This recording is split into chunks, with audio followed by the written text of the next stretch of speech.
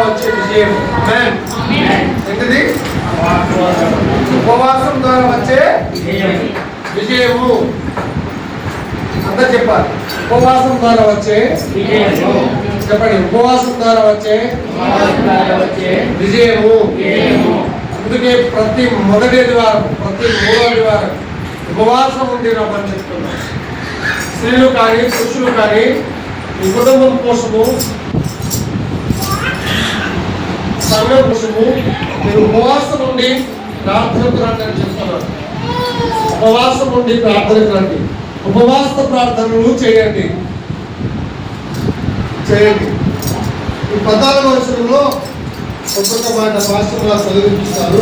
నీవు ఈ సమయమందు ఏమీ మాట్లాడక మౌనంగా ఉన్న ఎడల యూదులకు సహాయమును విడుదలయ్యు మరియు దిక్కు నుండి వచ్చును అని నీవును నీ తండ్రి ఇంటి వారు నశించుదురు.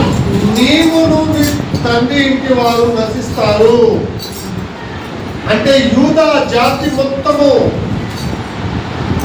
నశించిపోయే సమయంలో ఏ మార్గము లేనప్పుడు, ఏ దిక్కు లేనప్పుడు, ఏ సహాయము లేనప్పుడు దేవుడే మార్గం, దేవుడే దిక్కు, దేవుడే సహాయము, దేవుడే అన్ని అని అనుకొని, దేవుడే అన్ని అని అనుకొని అధికారం ఉంది, అన్నీ ఉన్నాయి, కానీ సమాజ మందిరంలో, ప్రార్థన మందిరంలో వెళ్ళి మొర్దెకై చెప్తుంది ఎస్తరు, నువ్వు వెళ్ళి సమాజ మందిరానికి వెళ్ళి 3 రోజులు ఉపవాసము స్టార్ట్ చేయి. ఎన్ని రోజులు? 3 రోజులు. ఇప్పుడు 40 రోజులు చేస్తున్నాము. ఎస్తరు తాను, తన ఇంటి వారు, పనికత్తలు అందరూ కూడా మేము ఇక్కడ ఉపవాసం ఉంటాము, మీరు మందిరానికి వెళ్ళండి, అక్కడ నుండి ఉపవాసం ఉండి ప్రార్థన. మందిరానికి ఉపవాసంతో ఎందుకు రమ్మంటున్నాము? ఎస్తేరు చెప్పింది. ఎస్తేరు ఎలా చెప్పిందో మొర్దెకై అలాగనే ఉపవాసం ఉండి ప్రార్థన. కాబట్టి మొర్దెకై ఆ జాతికి జాతి, కుటుంబం మొత్తానికి నాశనమయ్యే స్థితి నుండి కాపాడబడినారు. గట్టిగా చెప్పుకోవడం. ఈ హామాను అనే అతను ఏం చేశాడంటే మొర్దెకైకి తన జాతికి నాశనం చేయాలని తలాయించాడు. ఏం చేశాడు? నాశనం చేయాలని తలాయించాడు. కానీ ఉపవాస ప్రార్థన ఏం చేసిందంటే రాజు యొక్క ఆజ్ఞ ఆల్రెడీ వచ్చేసింది. రాజు యొక్క ఆజ్ఞను కూడా మార్చగలిగింది. ఆమేన్. పరిస్థితులను తారుమారు చేయగలిగింది. అపజయమును, చావు దగ్గరికి వెళ్ళిపోయారు. ఇంకా చావే శరణం హామాను అనుకుంటాడు. ఎంతో సంతోషిస్తున్నాడు. నేను మొర్దెకైని చంపేస్తున్నాను, మొర్దెకైని కాదు, తన మూలంగా ఆ యూదా వారందరినీ హతం చేస్తున్నా అని అనుకున్నాడు. కానీ ఎస్తేరు మహారాణి స్థానంలో ఉండి కూడా తాను ఉపవాసం ఉంటూ, తన దగ్గర పనిచేస్తున్న వారు ఉపవాసం ఉంటూ ఎంతో పట్టుదల కలిగి, ఎంతో దీక్ష పడుకొని ఉపవాసం ఉండి దేవుణ్ణి మొరపెడితే దేవుడు గొప్ప విజయాన్ని అనుగ్రహించాడు. గట్టిగా చెప్పుకుంటూ మన కుటుంబ జీవితంలో, మన సంఘ జీవితంలో, మన సమాజ జీవితంలో ఎప్పుడు కూడా మనం డిస్టర్బ్ కావద్దు.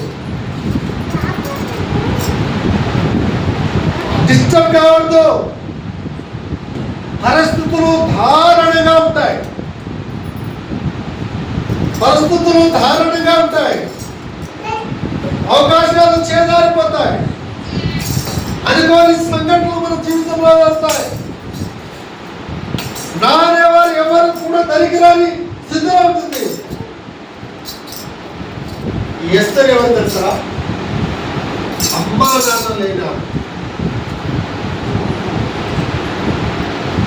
ఒక అమ్మ నాన్న అనేటటువంటి స్త్రీని దేవుడు ఎన్నుకొని, అనాథని ఎన్నుకొని ఎక్కడ తీసుకెళ్ళాడు? 3వ వచనం చూద్దాం. రాజు యొక్క ఆజ్ఞయు శాసనమును ఏ సంస్థమునకు వచ్చెనో అక్కడనున్న యూదులు ఉపవాసం ఉండి మహా దుఃఖములోను ఏడ్పులను రోదనలను మునిగిన వారైరి. రాజు యొక్క శాసనం వచ్చేసింది. ఏం చేయాలో తెలియడం లేదు. ఏం చేశారంటే ఉపవాసం ఉండి దుఃఖముతో, వాళ్ళకు ఏమి తోయలే, ఒకటే మార్గం కనిపించింది, మనము ప్రార్థన చేయాలి, రాజు ఆజ్ఞ మార్చాలి, మన ప్రాణము పోయే స్థితి మార్చబడాలి, ఆ కుటుంబము స్థితి మార్చబడాలంటే, మనకు విజయం రావాలంటే ఒకే ఒక మార్గము ఉపవాస ప్రార్థన చేయడము, మందిరం చేయడం అని. ఉపవాస ప్రార్థనకు వెళ్ళి ప్రార్థన చేయడం అని. అందుకే ఎస్తేరు ఆయన గట్టిగా చెప్తుంది, మొర్దెకాయిని మీరు మందిరానికి వెళ్ళి ఉపవాసం ఉండి ప్రార్థన చేయమని. 10వ వచనం చదువు. 4:15. అప్పుడు ఎస్తేరు మరలా ఇట్లా నేను నీవు పోయి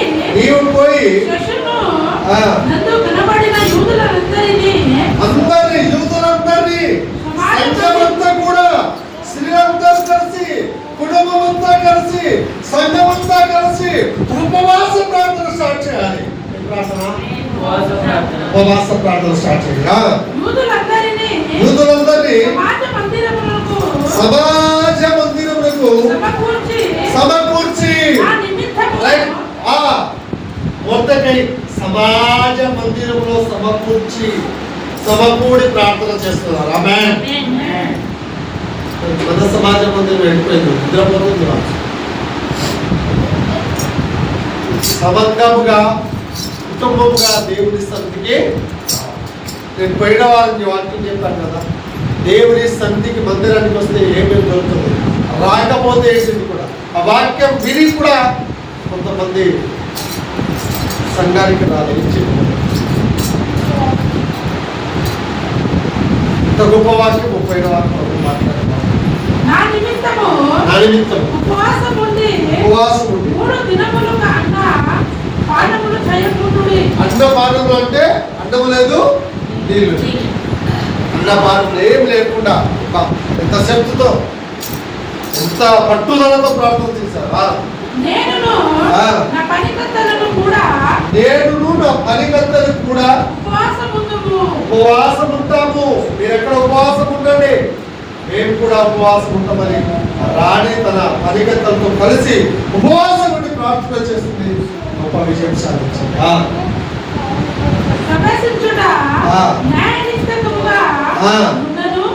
నేను రాజు వద్దకు ప్రవేశించుదును, నేను నశించదను అటువలనే మొర్దెకై బయలుదేరి ఎస్తేరు తనకు ఆజ్ఞాపించిన నంతటి ప్రకారము జరిగెను. నేనేమైనా అయిపోయినా పర్వాలేదు, కానీ నేను ఉపవాసం ఉండి ప్రార్థన చేస్తాను. నా జాతి కోసం, నా కుటుంబం కోసం, నా సంఘం కోసం నేనేమైనా పర్వాలేదు, కానీ నేను ఉపవాసం ఉండి ప్రార్థన చేస్తాను. ఇంత త్యాగం, ఇంత సమర్పణ, ఇంత పట్టుదల, నేనేమైనా పర్వాలేదు. ఎవరు చేస్తారు నీకోసం? నువ్వే చేయకపోతే నీకోసం ఎవరు చేస్తారు? నీ పిల్లల కోసం నీకు ప్రార్థన చేయాలని లేదా? నీ కుటుంబం కోసం నువ్వు ప్రార్థన చేయాలని లేదా? నీ సంఘం కోసం నువ్వు ప్రార్థన చేయాలని లేదా? నువ్వే ప్రార్థనకు రావు, నువ్వే ప్రార్థన చేయవు, నువ్వే ఉపవాసం ఉన్నావు. నీకోసం ఒకరు ఉపవాసం ఉండాలి, నీకోసం ఒకరు మొరపెట్టాలి. నీకేమైంది? ఇంకెప్పుడు మారుతావు? ఎప్పుడు స్టార్ట్ చేస్తావు? ఎప్పుడు స్టార్ట్ చేస్తావు? నీ పిల్లలకి ఎప్పుడు నేర్పిస్తావు? నీ భర్తకి ఎప్పుడు నేర్పిస్తావు? నీ కుటుంబానికి ఎప్పుడు నేర్పిస్తావు? ఉపవాసం ఉండి ప్రార్థన చేయాలని. ఉపవాస ప్రార్థన చాలా బలమైన ప్రార్థన. ఏం చేసిందంటే ఉపవాస ప్రార్థన గొప్ప విజయాన్ని తెచ్చి, ఉపవాస ప్రార్థన గొప్ప విజయాన్ని తెచ్చి ఉపవాసం ద్వారా విజయము అనుగ్రహించబడినది. చూడండి 8వ అధ్యాయం, ఎస్తేరు గ్రంథము 8వ అధ్యాయం. రాజు నుండి ఆజ్ఞ ఏడ్చారు, బాధపడ్డారు కదా. అసలు ఏమని ఆజ్ఞ వచ్చిందో మీరు చూడండి. 8వ వచనం, 8వ అధ్యాయం 8వ వచనం. అయితే రాజు పేరిట రాయబడింది, రాజు ఉంగరముతో ముద్రించబడిన తాకీదును ఏ మానవుడును మార్చగలడు. ఏ మానవుడు మార్చగలడు. రాజు ఉంగరంతో ముద్రించి తాకీదు చేసిన తర్వాత ఏ మానవుడు కూడా మార్చలేడు, కానీ దేవుడు మార్చలేడు. ఉపవాస ప్రార్థన మార్చగలిగింది. గడియాడు ఏ ప్రార్థన? ఏ ప్రార్థన? ఏ ప్రార్థన? ఉపవాసం అంటే పరిగెత్తుకొని రావాలా? ఉపవాసం ఉంటే ఎవరికి కేరే లేదు. ప్రార్థన అంటే పరిగెత్తుకొని రావాలా? ఉపవాస ప్రార్థన, అభిషేక ప్రార్థన అంటే పరిగెత్తుకోలే.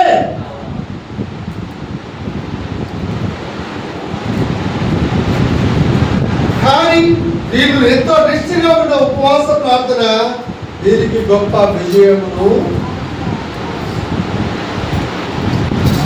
దయచేసి. ఎలాంటి విజయం కలిగిందంటే 16వ సంవత్సరం 8వ అధ్యాయం 16వ వచనం. మరియు యూదులకు క్షేమమును ఆనందమును సంతృష్టియు ఘనతయు కలిగెను. ఆమేన్. గట్టిగా చెప్పుకోగలుగుతారా? హామాను అనే అతను ఏం చేశాడంటే, మొర్దెకై అన్ని చేసిందేమో మొర్దెకై మీద కోపం పెంచుకొని ఈయనను చంపాలి, ఈయన వంశాన్ని జాతిని చంపాలని అనుకున్నాడు. ఈయన కొరకు రాజుతో మంచిగుండి లేనిపోని అని చెప్పి మొర్దెకై కోసము మంచి ఉరి స్తంభము ఇచ్చేశాడు. మొర్దెకై కోసం మంచి ఉరి స్తంభాన్ని ఏర్పాటు చేశాడు. కానీ రాజు ప్రాణాన్ని కాపాడింది ఎవరు? మొర్దెకై కాపాడాడు. ఆ విషయాన్ని రాజు వరకు చేరనీయలేదు. మీరు 6వ అధ్యాయంలో చూడండి. ఆ రాజుకు ఒకసారి నిద్ర పట్టలేదు. అప్పుడు తెలిసింది అసలు విషయం. ఆ రాత్రి నిద్ర పట్టక పోయినందున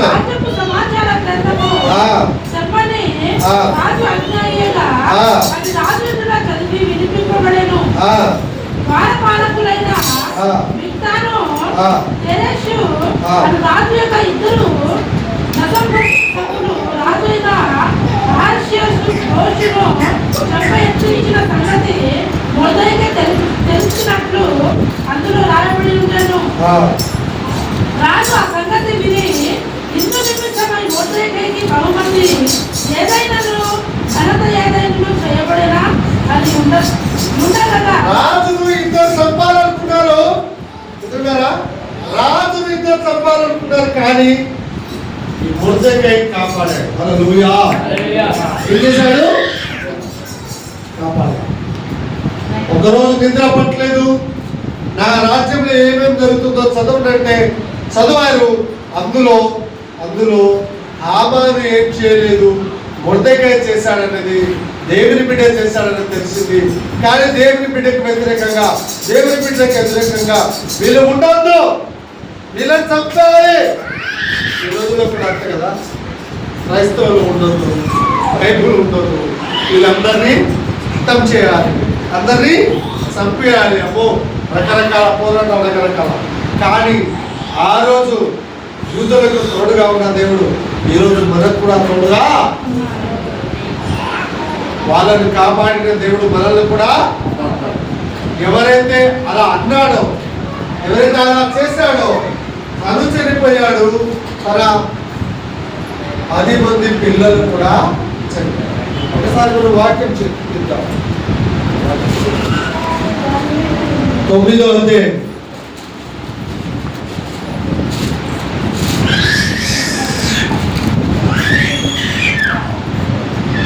9వ అధ్యాయము 12వ వచనం చదువు. రాజు రాణి అయిన ఎస్తేరుతో యూదులు సుషాను తోటయ్యలు 500 మందిని అమను యొక్క 10 మంది కుమారులను కొద్దిగా నాశనము చేసి ఉన్నారు. రాజు యొక్క పొదువ సంస్థానములలో వారు ఏమి చేసి ఉందిరో ఎప్పుడు నీ మనవి ఏమిటి? అది నీకు అనుగ్రహింపబడును.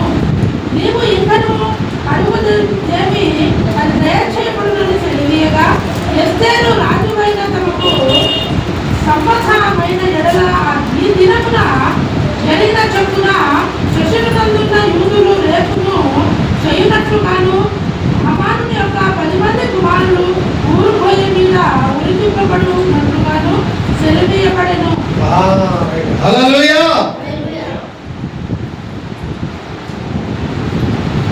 విన్నారా మీరు? వినండి, జాగ్రత్తగా వినండి. హామాను తన కుటుంబమే ఉండాలి అని అనుకున్నాను. నా జాతి నా కుటుంబం నేనే ఉండాలనుకున్నాను. దేవుని బిడ్డ ఎస్తేరుకి మొర్దెకైకి వ్యతిరేకంగా జాతిని మొత్తం నాశనం చేయాలనుకున్నాడు. కానీ అదే ఊరి కంబం మీద తన బిడ్డలు తాను హతము ఏం చేశారు?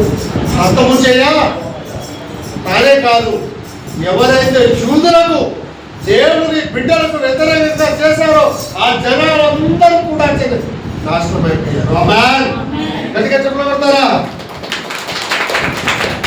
నీకు నీ కుటుంబానికి వ్యతిరేకంగా ఎవరైనా ఇచ్చేసారేమో వాళ్ళ గతి వాళ్ళ పరిస్థితి కూడా ఇదే విధంగా ఉంటుంది.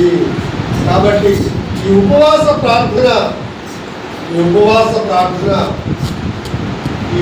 ప్రార్థన ఎస్తేరు జీవితంలో ఒక అనాథ అయిన ఎస్తేరును దేవుడు తన భక్తిని, తన జీవితాన్ని, తన ప్రార్థనను చూసి గొప్ప విజయాన్ని దయచేశారు. ఇదంతా కూడా ఉపవాస ప్రార్థన ద్వారా జరిగింది. కాబట్టి రాజు సహస్రాన్ని మార్చగలిగింది.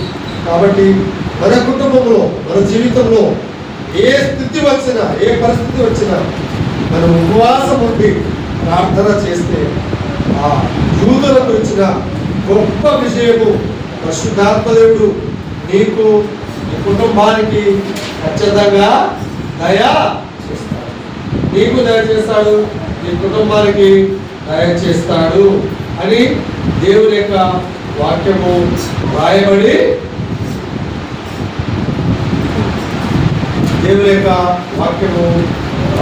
ఉంది. ఈ 10వ అధ్యాయంలో ఇశ్రాయేలు విరోధులందరూ కూడా చనిపోయారు. ఇశ్రాయేలుకు మాత్రము విజయము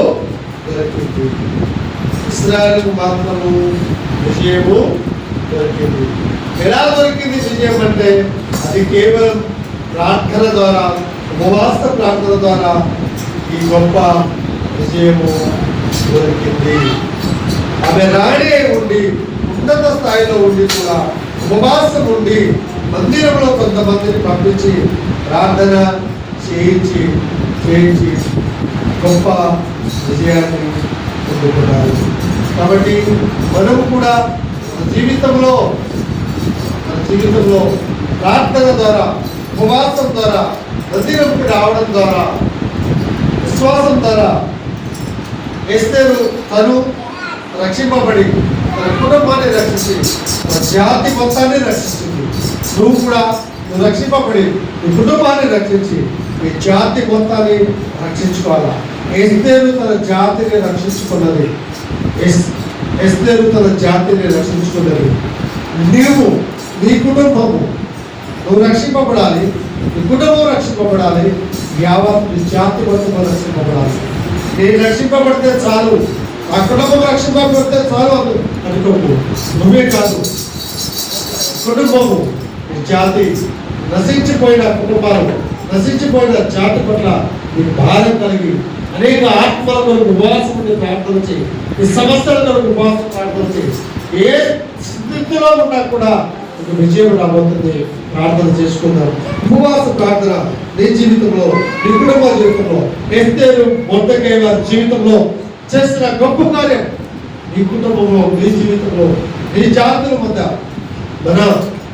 నా జాతి మధ్య, ఈ దేశంలో ప్రార్థన గొప్ప కార్యం చేసి అనేకులను రక్షించి ఇతరులను కాపాడినట్టుగా మనల్ని, మన వంశాన్ని, మన కుటుంబాన్ని, మన దేశాన్ని పరిశుద్ధాత్మదేవుడు కాపాడి నడిపించను కాక. ఆమేన్. ప్రార్థన చేసుకున్నాం. ప్రభువా, నా స్థితి కూడా బాగలేదు, నాకు వ్యతిరేకంగా ఉన్నారు, నేను ప్రార్థన చేయలేకపోతున్నాను. అనేక సార్లు ప్రార్థన చేశాను. ఉపవాస ప్రార్థన ద్వారా విజయము ఎస్తేరుకు వచ్చినట్టుగా నా కుటుంబంలో కూడా, నా జాతి వారికి కూడా, నా కుటుంబం నశించిపోతున్నారు, నా బంధువులు నశించిపోతున్నారు, నా జాతి నశించిపోతుంది. నేను భారము కలిగి ఈ మందిరంలో రక్షణ, ఈ నామములో రక్షణ, ఈ సంఘములో రక్షణ, యేసు నామం రక్షించేనాము, యేసు నామం కాపాడేనాము. అలాంటి గొప్ప నా కుటుంబంలో నా భర్త నశించిపోతున్నాడు, నా కుమారుడు నశించిపోతున్నాడు, నా కూతురు నశించిపోతుంది, నా పిల్లలు నశించిపోతున్నారు, నా తల్లిదండ్రులు నశించిపోతున్నారు, నా దేశం నశించిపోతుంది, అయ్యా నా జాతి నశించిపోతుంది. అయ్యా నా జాతిని నేను రక్షించే భారం దయచేయి, సహాయం చేయి, గొప్ప విజయం దయచేయి. యేసు నామములో అడిగి వేడుకున్నాను తండ్రి. ఆమేన్.